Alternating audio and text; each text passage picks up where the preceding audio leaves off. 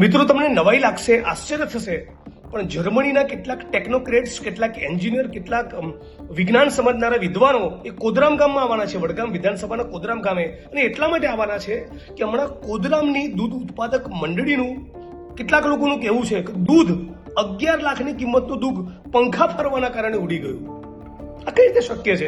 એટલે જર્મનીના દેશ દુનિયાના યુરોપના બધા એક્સપર્ટ્સ, બધા તજજ્ઞો, વિજ્ઞાન સમજનારા માણસો, એન્જિનિયર્સ એ બધા કોદરામાં આવવાના છે અને દૂધ ઉત્પાદક મંડળીનું સ્ટડી કરવાના છે, ડેરીનું સ્ટડી કરવાના છે. કારણ એવું કયું ગણિત કામ કરે છે, એવી શું ટેકનોલોજી છે, એવા કયા આધુનિક પંખા છે કે એવા પંખા ફર્યા કે ખેડૂતોનું, દૂધ ઉત્પાદકોનું, મારી બહેનોએ, કોદરામ ગામની બહેનોએ કાળી મજૂરી કરીને આંચળ વહેલી સવારે પશુઓના દોઈને જે દૂધ ભરાયું એવું 11 લાખની કિંમતનું દૂધ પંખા ફરવાના કારણે ઉડી ગયું અને ખેડૂતોનો નફો, દૂધ ઉત્પાદકોનો નફો એ સાફ થઈ ગયો.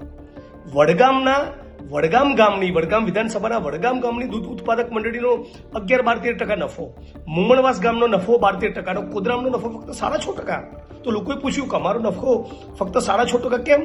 અમે પણ દૂધ ભરાવીએ છીએ. તો જવાબ મળ્યો, પંખા એવા ફર્યા કે 11 લાખની કિંમતનું દૂધ ઉડી ગયું. તો આ કઈ રીતે શક્ય બન્યું એ જાણવા માટે યુરોપના બધા કેટલાક વિદ્વાનો અને ટેકનોક્રેટ્સ એન્જિનિયર આવવાના છે કોદરામ. ચોરોનો ઓળખી લો હવે. અને હું તો સરકારને અપીલ પણ કરું છું કે આ ટેકનોલોજીનો ઉપયોગ આખા વાવ, થરાદ, સુઈગામ પંથકમાં કરો. હજારો લાખો લીટર પાણી લોકોના ઘરમાં, લોકોના ખોરડામાં, સ્કૂલોમાં, આખા વિસ્તારમાં ભરાયેલું છે. તો પાણી પણ ઉડી જાય. જો 11 લીટર દૂધ ઉડી જતું હોય તો 11,000 લીટર પાણી પણ ઉડી જાય. અને મારી નરેન્દ્ર મોદીને, માનનીય પ્રધાનમંત્રીને વિનંતી અને અપીલ છે કે આ ટેકનોલોજી, આ ખાસ ટેકનોલોજી જે કોદરામની આગવી ઓળખ છે એ દેશની બહાર જવી ના જોઈએ, એને સાચવી લેજો.